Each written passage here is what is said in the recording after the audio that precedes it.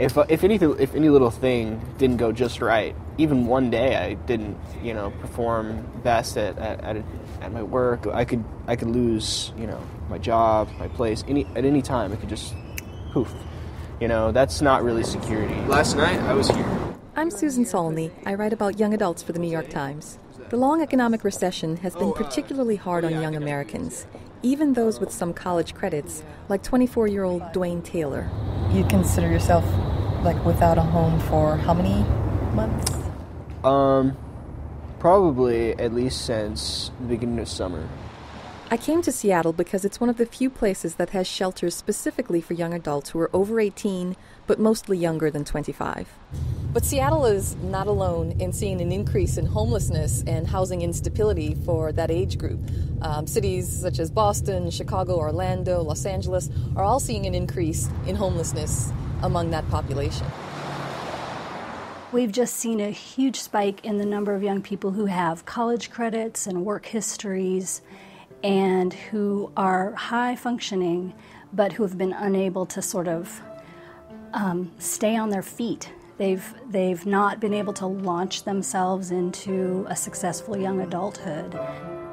Around Seattle, I met young people who are running up against slim job offerings, no way to pay for continuing school, and a tough housing market. And many have parents who have also been hit hard by the economy and can't offer much help. No, we're not homeless. We're just less of a home. Is it hard when you're filling out an application to not have that home address to put? Do you think that some employers hold that against you? Yeah, it's definitely hard. It makes me feel like less of a person. Because it's like someone that does have a place is probably going to be a better fit for that job for the simple fact that they have a place. She's never been homeless before. So how did you get here? I just don't have enough money to rent a place right now. Were you working and lost a job? I'm working still. At the Youth Care Orion Center, I met 22-year-old Roman Tano, a young man who, like many I spoke with, found himself without a home after losing his job and depleting his savings. I didn't really know what to do. I mean, I called this, emergency hotline or whatever. They couldn't help me with anything at all. So I ended up sleeping on the street that night. For the first time in your life? Yeah, for the first time in my life. You're someone who'd never been homeless, yeah. Never known anyone who was homeless, and you spent the first night on the street. When was this exactly? This was in early October. The Orion Center, like many other shelters and outreach programs, helps young people with more than housing. It offers classes, work training, and job assistance. Roman recently found a new job.